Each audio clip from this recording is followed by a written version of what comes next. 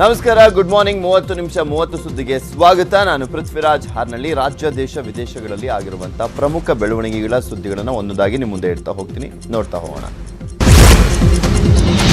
ರಾಜ್ಯದಲ್ಲಿ ಮೀಸಲಾತಿ ಕೂಗು ದಿನೇ ದಿನೇ ಹೆಚ್ಚಾಗ್ತಾ ಇದೆ. 2A ಪಂಚಮಸಾಲಿ ಸಮುದಾಯ, ಎಸ್ಟಿಗೆ ಸೇರಿಸಲಿಕ್ಕೆ ಕುರುಬ ಸಮುದಾಯ ಹಾಗೂ ವಾಲ್ಮೀಕಿ ಸಮಾಜಕ್ಕೆ ಮೀಸಲಾತಿ ಪ್ರಮಾಣವನ್ನು ಹೆಚ್ಚಳ ಮಾಡುವುದಕ್ಕೆ ಸ್ವಾಮೀಜಿಗಳು ನೇತೃತ್ವದಲ್ಲಿ ಈಗ ಆಲ್ರೆಡಿ ಬೃಹತ್ ಹೋರಾಟ ನಡೀತಾ ಇದೆ.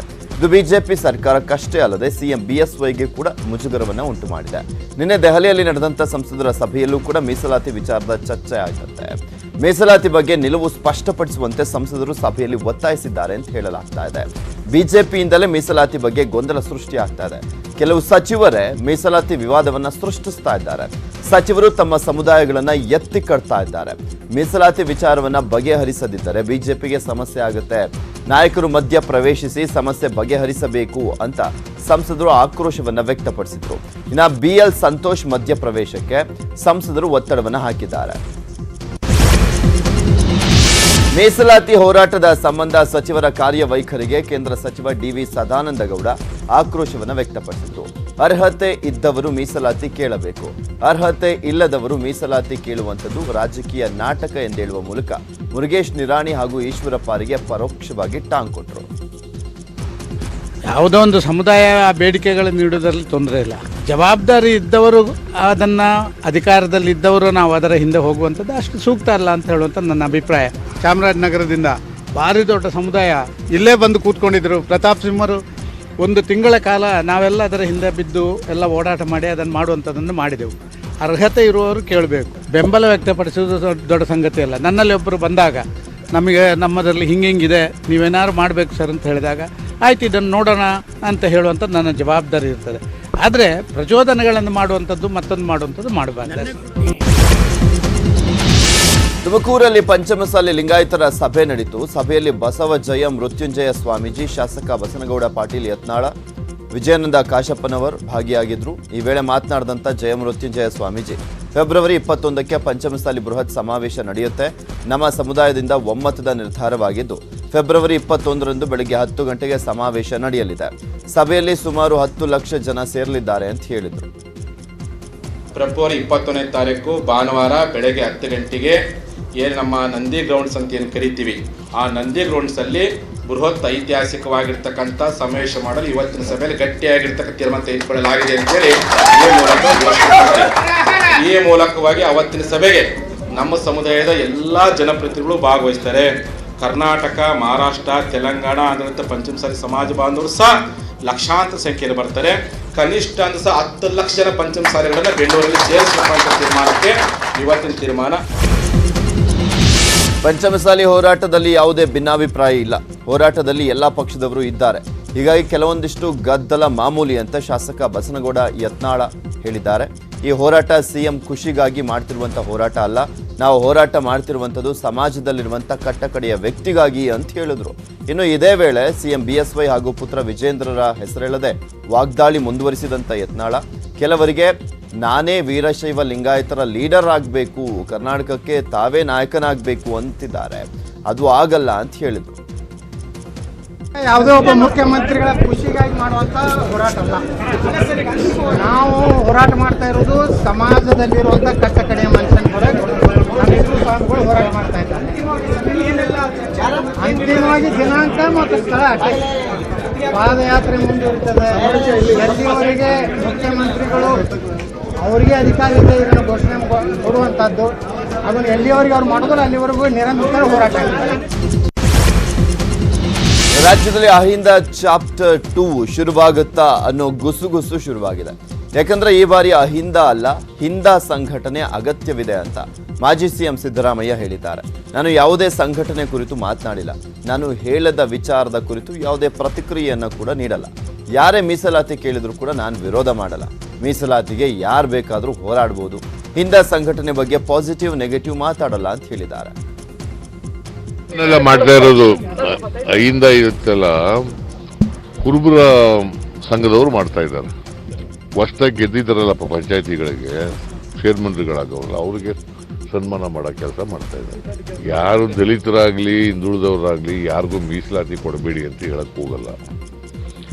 ಮೀಸಲಾತಿಗೆ ಕಾನ್ಸ್ಟಿಟ್ಯೂಷನ್ ಪ್ರಕಾರ ಯಾರು ಅರ್ಹರಿದ್ದಾರೆ ಅವರು ಕೊಡಬೇಕು. ಕಾನ್ಸ್ಟಿಟ್ಯೂಷನ್ ಮೀಸಲಾತಿ ಹಿಂದುಳಿದ ಜನಾಂಗದವರಿಗೆ ಕೊಡಬೇಕು. ಆ ಥರ ಯಾವ ಜಾತಿಯವರಿದ್ದಾರೆ ಅವರು ಕೊಡಲಿ, ನಮ್ದೇನು ತಕರಾರಿಲ್ಲ. ಇನ್ನು ಹಿಂದೆ ಹೋರಾಟದ ಬಗ್ಗೆ ಚರ್ಚೆ ನಡೆದಿದೆ ಅನ್ನೋದ್ರ ಬಗ್ಗೆ ಮಾಜಿ ಸಚಿವ ಎಚ್ ಸಿ ಮಹದೇವಪ್ಪ ಸುಳಿವನ್ನು ನೀಡಿದ್ದಾರೆ. ನನ್ನ ಸಿದ್ದರಾಮಯ್ಯ ನಡುವಿನ ಬಾಂಧವ್ಯ ಹೇಗಿತ್ತೋ ಹಾಗೆಯೇ ಇದೆ. ಸಂವಿಧಾನದ ಆಶಯಕ್ಕೆ ಧಕ್ಕೆಯಾದಾಗ ಸದಾ ಹೋರಾಟ ಮಾಡ್ತಾ ಬಂದಿದ್ದೇವೆ. ಆಗಾಗ ವಿಷಯಾಧಾರಿತ ಹೋರಾಟ ನಡೆಯಲೇಬೇಕು. ರೈತರ ಹೋರಾಟ ನಡೆದಿಲ್ವೇ? ಸಮಸ್ಯೆ ಆದಾಗ ಅದಾಗಿಯೇ ಹೋರಾಟ ಹುಟ್ಟಿಕೊಳ್ಳುತ್ತೆ ಅನ್ನೋ ಮೂಲಕ ಪರೋಕ್ಷವಾಗಿ ಹಿಂದೆ ಹೋರಾಟದ ಬಗ್ಗೆ ಚರ್ಚೆಯಾಗಿದೆ ಅನ್ನುವಂಥ ಸುಳಿವನ್ನು ನೀಡಿದ್ದಾರೆ. ಈಶ್ವರಪ್ಪಗೆ ಟಕ್ಕರ್ ಕೊಡಲಿಕ್ಕೆ ಸಿದ್ದರಾಮಯ್ಯ ಮಾಸ್ಟರ್ ಪ್ಲಾನ್ ಅನ್ನು ಮಾಡಿದ್ದಾರೆ. ರಾಜ್ಯದ 4 ವಿಭಾಗಗಳಲ್ಲಿ ರಾಜ್ಯ ಕುರುಬರ ಸಂಘದ ವತಿಯಿಂದ ಕುರುಬ ಸಮಾವೇಶ ಮಾಡುವುದಕ್ಕೆ ಕಾರ್ಯತಂತ್ರವನ್ನು ರೂಪಿಸಿದ್ದಾರೆ. ಈ ವೇಳೆ ಕುರುಬ ಸಮುದಾಯದ ಗ್ರಾಮ ಪಂಚಾಯಿತಿ ಸದಸ್ಯರಿಗೆ ಸನ್ಮಾನ ಕಾರ್ಯಕ್ರಮ ನಡೆಯಲಿದ್ದು ಈಶ್ವರಪ್ಪಗೆ ಟಾಂಗ್ ಕೊಡುವುದಕ್ಕೆ ಸ್ಕೆಚ್ ಹಾಕಿದ್ದಾರಂತೆ. ಮಾಡ್ತಾ ಇರೋದು 5-50 ಕುರುಬರ ಸಂಘದವರು ಮಾಡ್ತಾ ಇದ್ದಾರೆ. ಪ್ರದೇಶ ಕುರುಬರ ಸಂಘದವರು ಮಾಡ್ತಾ ಇದ್ದಾರೆ. ಹೊಸದಾಗಿ ಗೆದ್ದಿದ್ದಾರಲ್ಲಪ್ಪ ಪಂಚಾಯತಿಗಳಿಗೆ ಚೇರ್ಮನ್ಗಳಾಗವ್ರು, ಅವ್ರಿಗೆ ಸನ್ಮಾನ ಮಾಡೋ ಕೆಲಸ ಮಾಡ್ತಾ ಇದ್ದಾರೆ. ಯಾರು ದಲಿತರಾಗ್ಲಿ ಹಿಂದುಳಿದವರಾಗ್ಲಿ ಯಾರಿಗೂ ಮೀಸಲಾತಿ ಕೊಡಬೇಡಿ ಅಂತ ಹೇಳಕ್ ಹೋಗಲ್ಲ. ದೇವೇಗೌಡರ ನಡೆ ದೇವದುರ್ಗ ಸ್ವಾಭಿಮಾನಿ ರೈತರ ಕಡೆ ಘೋಷಣೆಯೊಂದಿಗೆ ರಾಯಚೂರು ಜಿಲ್ಲೆಯ ದೇವದುರ್ಗದಲ್ಲಿ ಸಮಾವೇಶ ನಡೆಸಲಾಯಿತು. ದೇವೇಗೌಡರಿಗೆ ದೇವದುರ್ಗ ರೈತರು ಬೃಹತ್ ಹಾರವನ್ನು ಹಾಕಿ ಸನ್ಮಾನವನ್ನು ಮಾಡಿದರು.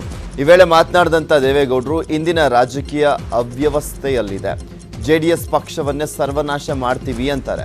ಅದು ನನ್ನ ಬಳಿ ಬೆಳೆದವರೇ ಹೀಗೆ ಹೇಳ್ತಾರೆ, ಅದಕ್ಕೆ ದೇವದುರ್ಗ ಸಮಾವೇಶ ಉತ್ತರ ನೀಡಲಿದೆ ಅಂತ ಹೇಳಿದ್ದಾರೆ.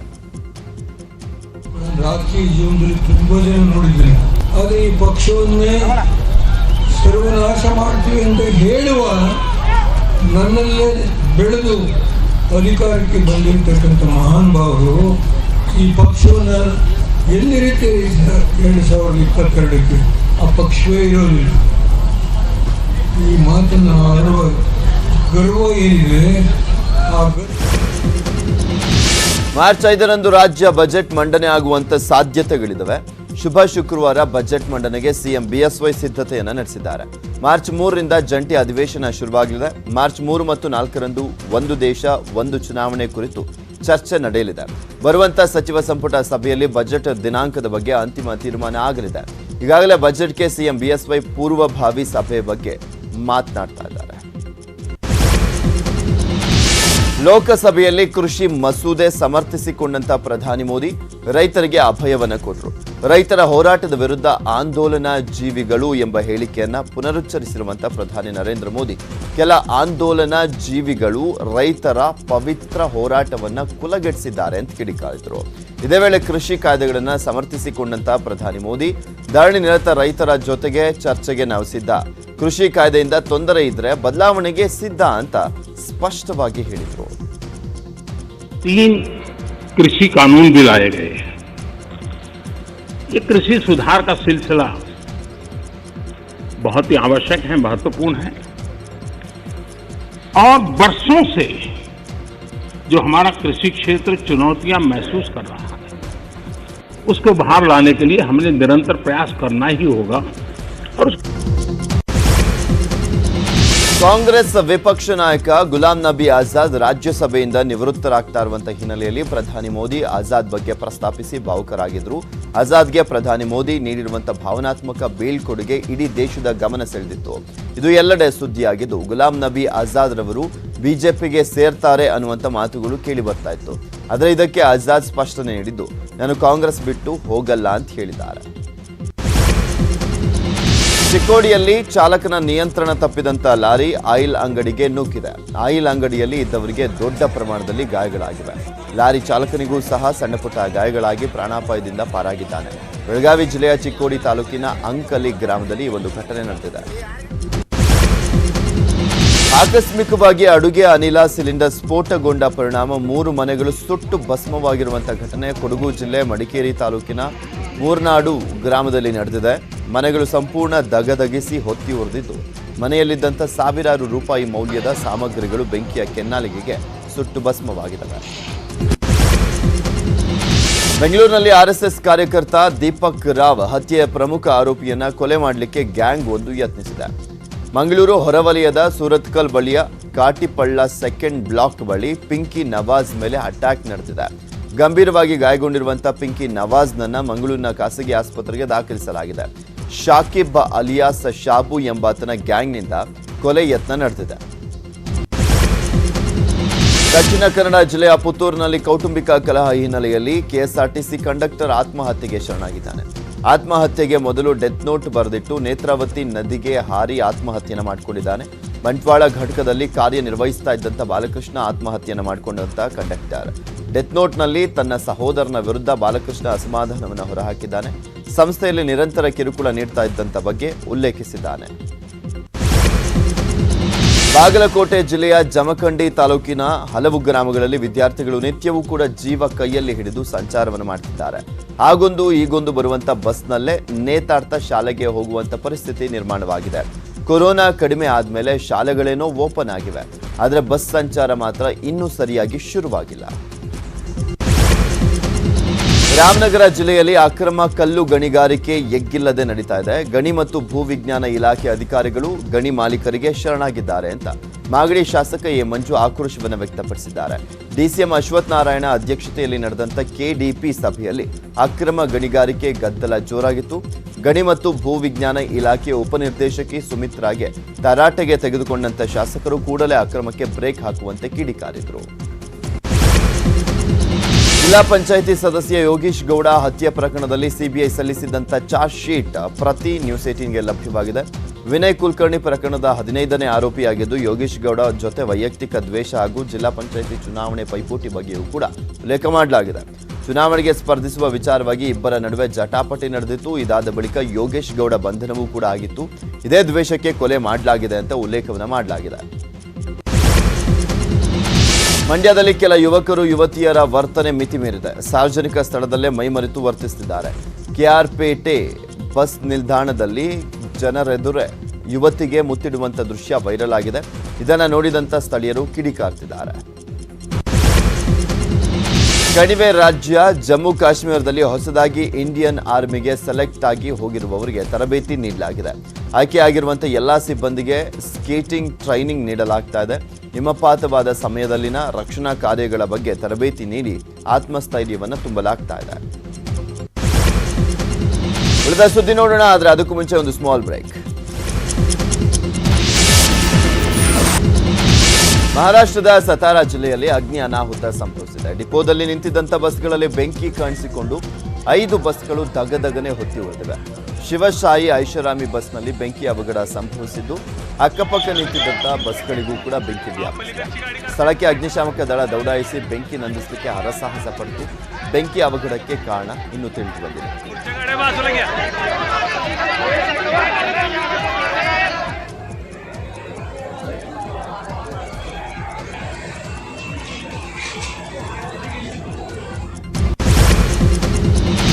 ಕೊರೋನಾ ಲಾಕ್ಡೌನ್ ವಿರಾಮದ ಬಳಿಕ ಭಕ್ತರಿಗೆ ಮುಕ್ತವಾಗಿರುವಂತಹ ತಿರುಪತಿ ತಿಮ್ಮಪ್ಪನ ದೇಗುಲಕ್ಕೆ ಭಕ್ತರ ಪ್ರವೇಶ ಹಾಗೂ ಆದಾಯ ದಿನೇ ದಿನೇ ಹೆಚ್ಚಾಗ್ತಾ ಇದೆ. ದೇಗುಲದಲ್ಲಿ ಕೊರೋನಾಗಿಂತ ಮುಂಚೆ ಇದ್ದಂಥ ವೈಭವ ಮರಳತೊಡಗಿದೆ. ಜನವರಿ ತಿಂಗಳಲ್ಲಿ 98 ಕೋಟಿ ರೂಪಾಯಿ ಕಾಣಿಕೆ ಸಂಗ್ರಹವಾಗಿದೆ. ಪ್ರತಿನಿತ್ಯ 40,000ಕ್ಕೂ ಹೆಚ್ಚು ಮಂದಿ ತಿಮ್ಮಪ್ಪನ ದರ್ಶನವನ್ನು ಪಡಿತಾ ಇದ್ದಾರೆ.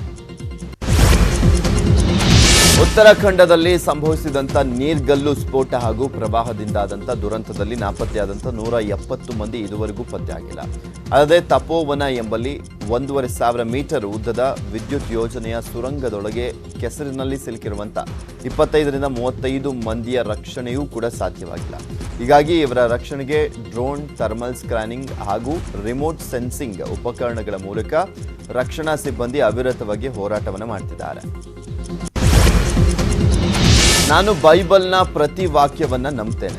ನನ್ನ ದೇಶದ ಪ್ರಾರ್ಥನೆಗೆ ವೇಗವಾಗಿ ಉತ್ತರ ಸಿಕ್ಕಿದೆ. ಧನ್ಯವಾದ ಭಾರತ, ಧನ್ಯವಾದ ನರೇಂದ್ರ ಮೋದಿ, ಹೀಗಂತ ಟ್ವೀಟ್ ಮಾಡಿರುವಂಥದ್ದು ಡೊಮಿನಿಕಾ ದೇಶದ ಪ್ರಧಾನಮಂತ್ರಿ ರೋಸ್ ವೆಲ್ಟ್ ಸ್ಕೆರಿಟ್. ಡೊಮಿನಿಕಾದ ಅರ್ಧದಷ್ಟು ಜನರಿಗೆ ಭಾರತ ಕೋವಿಡ್ ಲಸಿಕೆಯನ್ನು ನೀಡಿದೆ. ಡೊಮಿನಿಕಾ ದೇಶದಲ್ಲಿ ಒಟ್ಟು 72,000 ಜನಸಂಖ್ಯೆ ಇದೆ. ಭಾರತ ಡೊಮಿನಿಕಾಗೆ 35,000 ಕೋವಿಡ್ ಲಸಿಕೆಯನ್ನು ರವಾನಿಸಿದೆ. ರೈತ ಪ್ರತಿಭಟನೆ ಹೆಸರಿನಲ್ಲಿ ದೇಶದ ವಿರುದ್ಧ ಪಿತೂರಿ ನಡೆಸಲಿಕ್ಕೆ ಯತ್ನಿಸಿದಂಥ ವಿದೇಶಿ ಸೆಲೆಬ್ರಿಟಿಗಳಿಗೆ ದೇಶ ಮೊದಲು ಎಂದು ಕ್ರಿಕೆಟಿಗ ಸಚಿನ್ ತೆಂಡೂಲ್ಕರ್ ತಿರುಗೇಟನ್ನು ನೀಡಿದರು. ಸಚಿನ್ ಸೇರಿದಂತೆ ಹಲವು ಭಾರತೀಯ ಸೆಲೆಬ್ರಿಟಿಗಳ ವಿರುದ್ಧ ಮಹಾರಾಷ್ಟ್ರ ಸರ್ಕಾರ ತನಿಖೆಗೆ ಆದೇಶಿಸಿದೆ. ಆದರೆ ದೇಶದೆಲ್ಲೆಡೆ ಸಚಿನ್ ಹಾಗೂ ಇತರ ಸೆಲೆಬ್ರಿಟಿಗಳಿಗೆ ಬೆಂಬಲ ವ್ಯಕ್ತವಾಗಿದೆ. ಇದೀಗ ಸಚಿನ್ ಮನೆ ಮುಂದೆ ಅಭಿಮಾನಿಗಳು ಜಮಾಯಿಸಿದ್ದಾರೆ.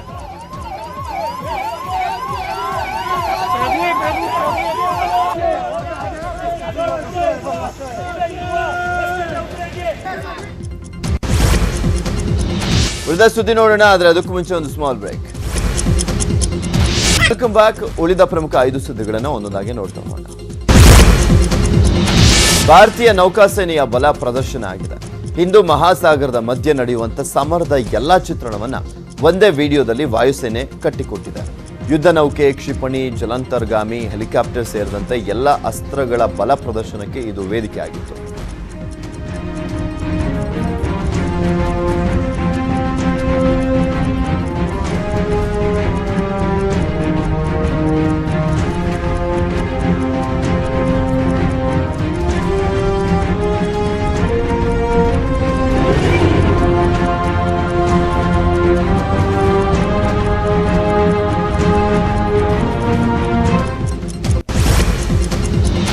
ನಟಿ ಮೇಘನಾ ರಾಜ್ಗೆ ಫೆಬ್ರವರಿ 12 ಸ್ಪೆಷಲ್ ಡೇ. ಫೆಬ್ರವರಿ 12ನೇ ತಾರೀಕಿನ ದಿನದ ಬಗ್ಗೆ ಸೋಷಿಯಲ್ ಮೀಡಿಯಾದಲ್ಲಿ ಪೋಸ್ಟ್ ಅನ್ನು ಹಾಕಿ ಕುತೂಹಲವನ್ನು ಹೆಚ್ಚಿಸಿದ್ದಾರೆ ಮೇಘನಾ ರಾಜ್. ಎಕ್ಸೈಟಿಂಗ್ ನ್ಯೂಸ್ ಅಂತ ಮೇಘನಾ ರಾಜ್ ಪೋಸ್ಟ್ ಅನ್ನು ಹಾಕಿದ್ದಾರೆ. ಆ ದಿನದಂದು ಮೇಘನಾ ರಾಜ್ ಚಿರು ದಂಪತಿಯ ಮಗುವಿನ ನಾಮಕರಣ ಮಾಡುವಂತ ಸಾಧ್ಯತೆ ಇದೆ ಅಂತ ಹೇಳಲಾಗ್ತಾ ಇದೆ. ಬಜರಂಗಿ 2 ಈಗಾಗಲೇ ಟೀಸರ್ನಿಂದಲೇ ಸಾಕಷ್ಟು ಹವಾ ಎಬ್ಬಿಸಿತ್ತು. ಈಗ ಈ ಸಿನಿಮಾದ ಮೋಷನ್ ಪೋಸ್ಟರ್ ಒಂದನ್ನು ಅನಾವರಣಗೊಳಿಸಲಾಗಿದೆ. 1 ನಿಮಿಷ 44 ಸೆಕೆಂಡುಗಳ ಮೋಷನ್ ಪೋಸ್ಟರ್ ಹೊಸದೊಂದು ಲೋಕಕ್ಕೆ ಕರೆದೊಯ್ಯುವಂತಿದೆ. 3ನೇ ಬಾರಿಗೆ ಹರ್ಷ ಶಿವಣ್ಣ ಕಾಂಬಿನೇಷನ್ ಅಲ್ಲಿ ಬರ್ತಾ ಇರುವಂತಹ ಸಿನಿಮಾ ಬಜರಂಗಿ 2.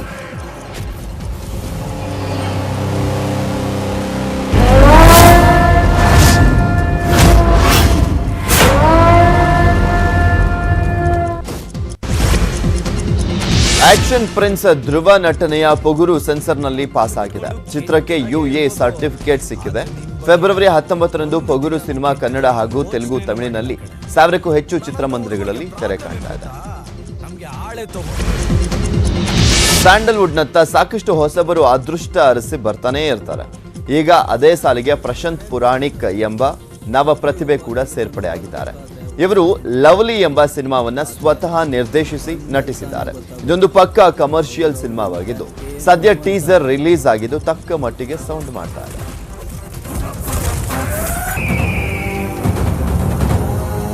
ರಾಮಾಯಣದಲ್ಲಿ ಸೀತೆಗೆ, ಮಹಾಭಾರತದಲ್ಲಿ ದ್ರೌಪದಿಗೆ ತೊಂದರೆ ಕೊಡದೆ ಹೋಗಿದ್ರೆ ಯುದ್ಧನೇ ನಡೀತಿರ್ಲಿಲ್ಲ. ಈ ಮದ್ದಾನೆ ಯುದ್ಧನೇ ಮಾಡ್ತಿರ್ಲಿಲ್ಲ.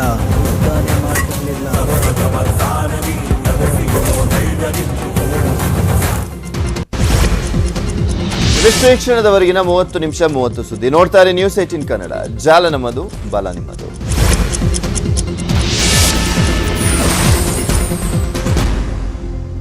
ಈ ವಾರ್ತೆಯ ಮುಖ್ಯ